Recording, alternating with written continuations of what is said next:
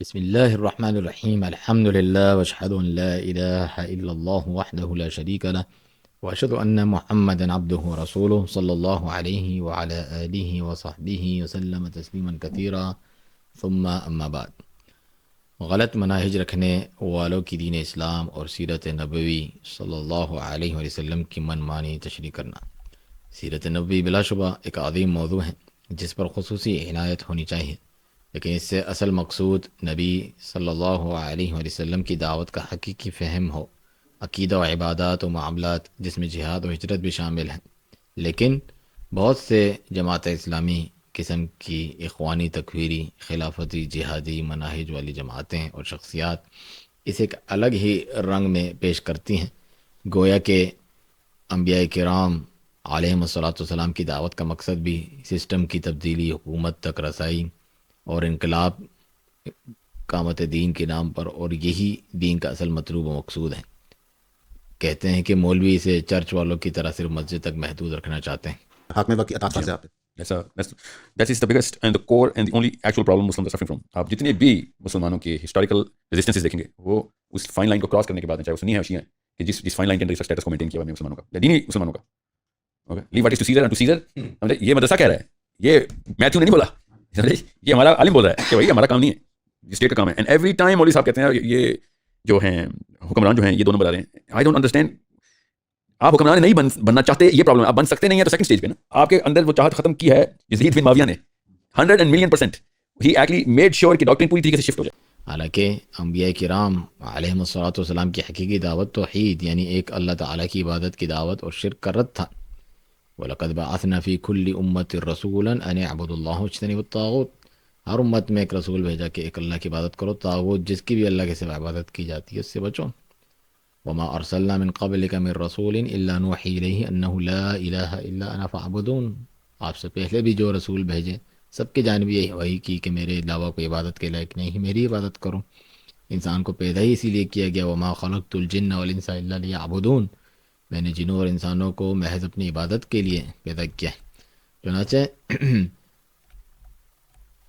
انبیاء کرام علیہ السلام کی دعوت توحید، ایک اللہ کی عبادت، شرک کا رد، باقی احکام اس کے ماتحت تھے، جس میں سر فہرست اللہ کی عبادت پر مبنی فرائض جیسے نماز قائم کرنا، جس کی اہمیت گھٹا کر اس قسم کے لوگ اور جماعتیں اسے پوجا پاٹ تپسیا کہتے ہیں اور سب کا فرد منصبی اقامت دین باور کرواتے ہیں. یہ اپنے اقامت دین کا نام دیے گئے منہج کی دلیل بیان کرتے ہیں کہ اللہ تعالیٰ نے اولو العظم پیغمبروں کے نام لے کر کہا ان اقیم الدین ولا تتفرقوا فیہ، کہ دین قائم کرو اور اس میں تفرقہ نہ کرو. تو ذرا بتائیے ان میں سے کن کی حکومت قائم ہو گئی تھی؟ یعنی نوح علیہ السلام اور ابراہیم علیہ السلام، اسی طریقے سے موسیٰ اور عیسیٰ علیہم الصلاۃ والسلام، یہاں اس کی جد و جہد کے لیے لوگوں کو جمع کرتے تھے. اللہ تعالیٰ کا تو یہ فرمان ہے کہ وما امروا الا لیعبدوا اللہ مخلصین لہ الدین. انہیں تو حکم دیا ہی نہیں گیا تھا مگر یہی کہ اللہ کی عبادت کریں، دین کو اس کے لیے خالص کرتے ہوئے، حنفاء یکسو ہو کر، توحید والے، شرک کو چھوڑ کر. وَيُقِيمُوا الصَّلَاةَ وَيُؤْتُوا الزَّكَاةَ وَذَلِكَ دِينُ الْقَيِّمَةِ، اور نماز قائم کریں اور زکوٰۃ دیں، اور یہی دین قیم ہے، سیدھا صحیح اسلام مطلوبہ دین یہ ہے. مشرکین عرب تو طوائف الملوکی میں رہتے، کوئی سسٹم ہی نہ تھا جس کو تبدیل کرنے کے لیے آئے ہوں. اسی لیے تو ایک حکمران امیر کی سماع و طاعت کرنا اور اس پر صبر کرنے کی الگ سے انہیں تاکید کی گئی، جو یہ اس قسم کی جماعت والوں کو بھی برداشت نہیں. وہ بھی جاہلیت میں اس کے عادی نہیں تھے، کام جاہلیت والے اور نام دوسروں کو جاہلیت کے سسٹم کا دینا. اور اس کی تربیت جماعت نماز میں بھی ہوتی ہے کہ امیر کے آگے انہیں نہیں بڑھنا، اور امیر کی بیعت چاہتے نہ چاہتے بلکہ زیادتی کرنے کے باوجود وَإِنْ أَثَرَتْ عَلَيْنَا حدیث میں کا حکم دیا گیا، ورنہ اس سے نکل کر مرنے والے کو اسلام سے پہلے جاہلیت کی موت قرار دیا گیا، میتۃ الجاہلیہ. مگر اس کو بھی اسی توحید اور شرک و کفر کی فرق کے بنا پر کہا کہ لکم دینکم ولی دین، کہ تمہارے لیے تمہارا دین، جبکہ وہ کسی سسٹم میں نہیں تھے، امیر کی اطاعت کرنے کو عیب سمجھتے تھے ان کی طرح. تو کہا تمہارے لیے تمہارا دین، میرے لیے میرا دین. تو دین تھا. ان کی جاہلیت کو بھی ان کا دین طریقہ قرار دیا گیا. تو دین سے مراد صرف سسٹم کہا. جو قصہ یوسف کی یہ دلیل دیتے ہیں دین الملک، بادشاہ کے دین میں اس کا کیا فیصلہ؟ اور اس کو بہت بڑی جو ہے استنباط کا ملغہ سمجھتے ہیں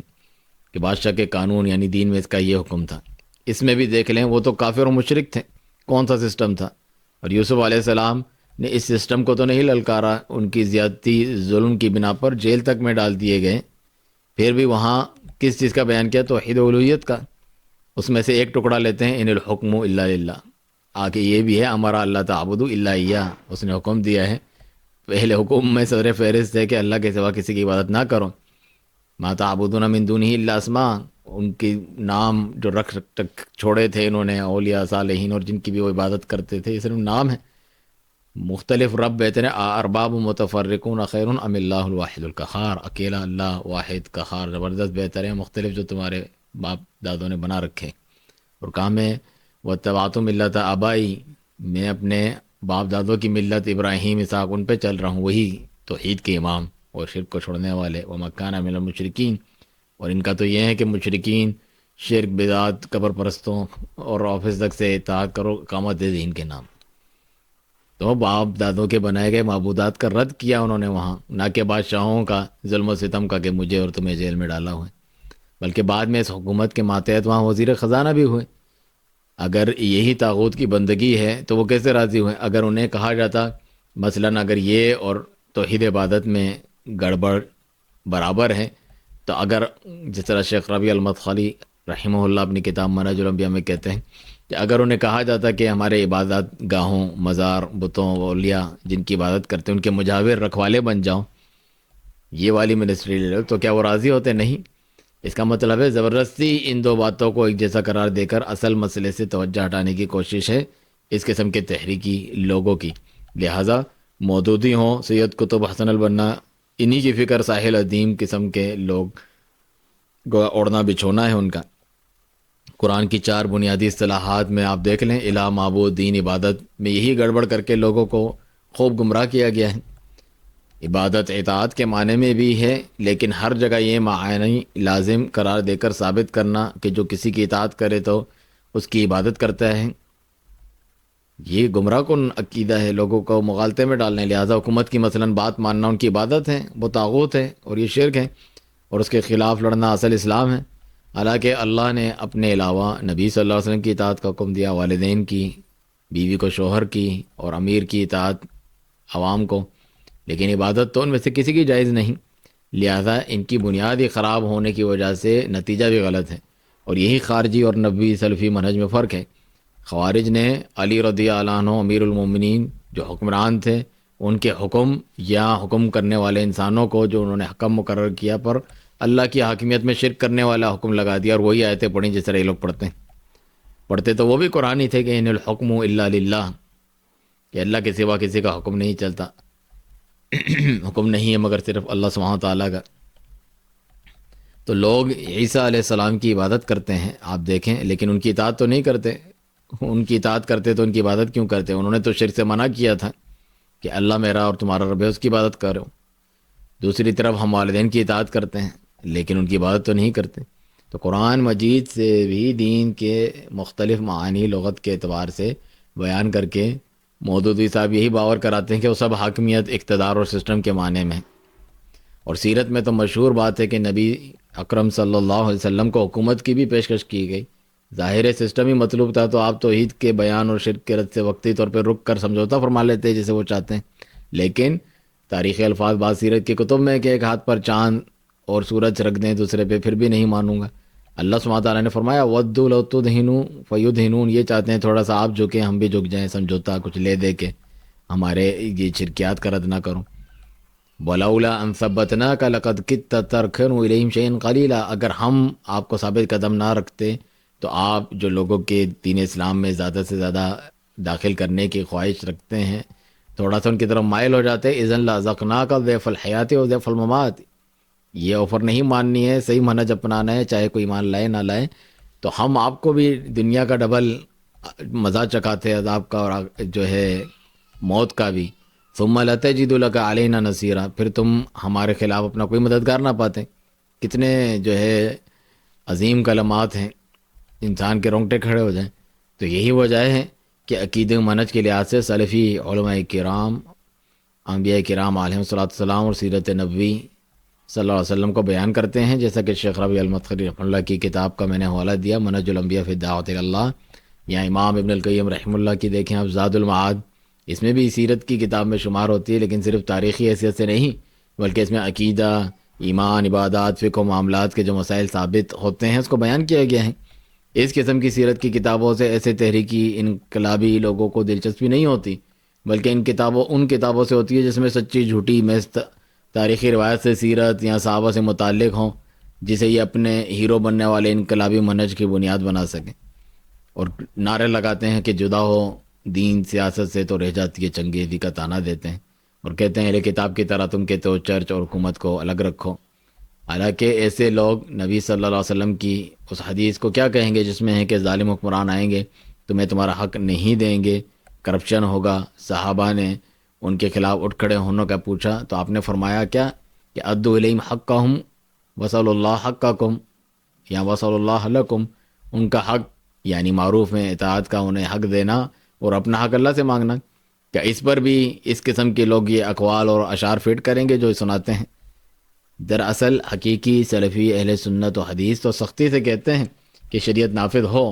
سنت پر چلا جائے، کتاب و سنت کی جانب رجوع کیا جائے ہر معاملے اختلاف میں۔ یہ مولوی حضرات تحریکوں والے اپنے عقیدے میں سب سے پہلے کتاب و سنت کو حاکم بنا کر حکمرانوں کے لیے بھی اعلیٰ مثال بنے، کیوں نہیں بنتے؟ مگر یہ تیار نہیں ہوتے، پھر تبدیلی کیسے آئے گی؟ آپ اپنے غلط عقائد چھوڑنے کو تیار نہیں ہیں، انبیاء کرام کے منہج کو اپنانے کا، وہ اپنے سیاسی غلط طریقوں کو چھوڑنے کو تیار نہیں۔ فرق کیا ہے پھر؟ اللہ تعالیٰ کا فرمان ہے کہ ان اللہ لا یغیر ما بقوم حتی یغیروا ما بانفسہم،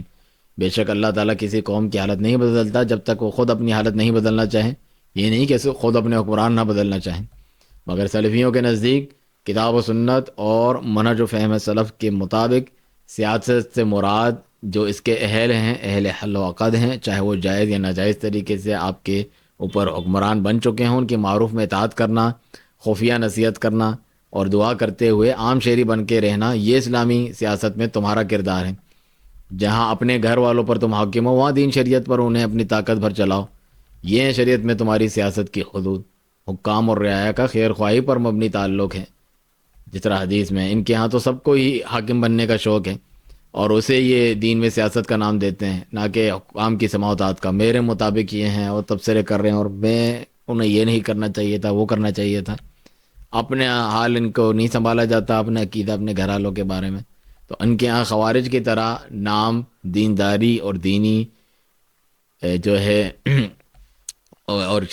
دینی غیرت کا اور شریعت کا ہوتا ہے مطلوب اپنی حکومت پیسہ اور مال غنیمت میں حصہ ہوتا ہے۔ شریعت کا نفاذ کا مطلب ہے ہم حکمران بنیں، ہماری جماعتوں کو اقتدار بھی لیں تو ہم امت کو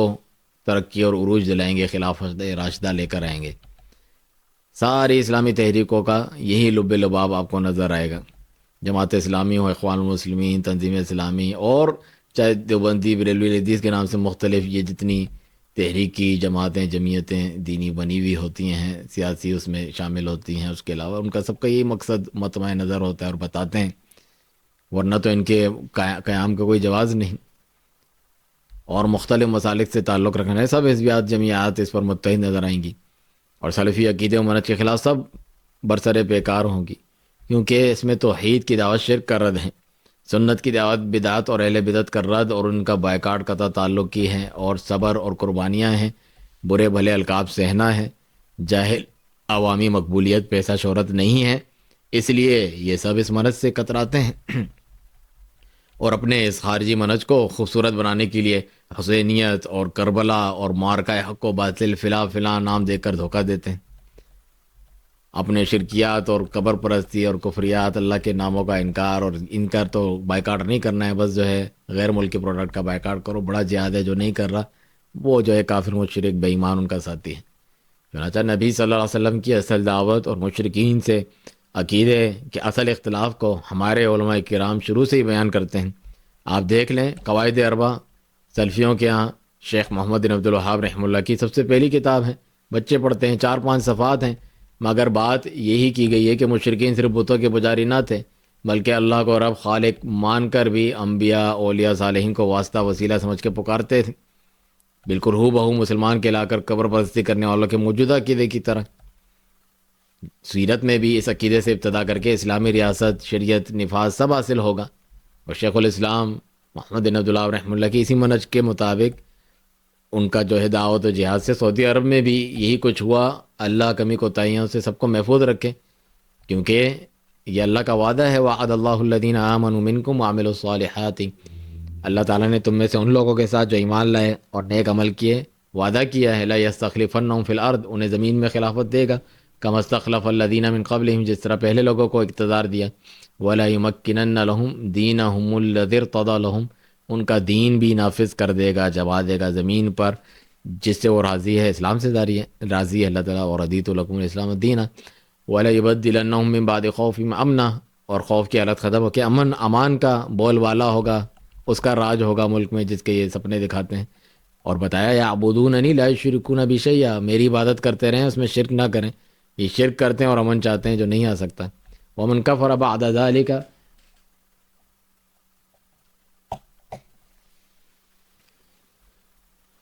ومن کفر بعد ذلک فاولئک هم الفاسقون، اور جو اس کے بعد بھی انکار کی روش اختیار کرے، اس منہج کو نہ مانے، ایسے لوگ فاسق ہیں، اللہ کی اطاعت سے نکل جانے والے نافرمان ہیں۔ اسی لیے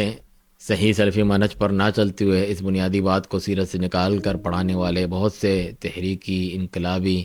موٹیویشنل اسپیکرز وغیرہ وغیرہ مل جائیں گے آپ کو،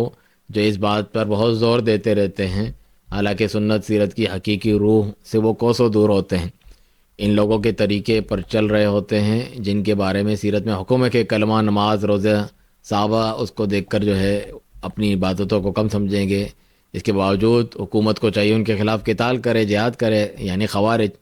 اور صحابہ رضی اللہ عنہم نے ایسا کیا بھی۔ اور یہی فرق ہے حقیقی نبوی سلفی منہج کا اور گمراہ کن حزبی اخوانی منہج کا۔ انشاءاللہ سیرت میں سے عقیدے کے ان دروس کو سمجھنے کے لیے شیخ الاسلام محمد بن عبدالوہاب رحمہ اللہ کے رسالے شرح ستۃ مواضع من السیرہ، سیرت میں سے 6 مختلف واقعات کی تشریح مفتی اعظم سعودی عرب شیخ صالح الفوزان حفظ اللہ کے کلام سے ہمارے پیٹریون چینل کے سبسکرپشن کے ذریعے سے حاصل کیجیے۔ وجزاکم اللہ خیر۔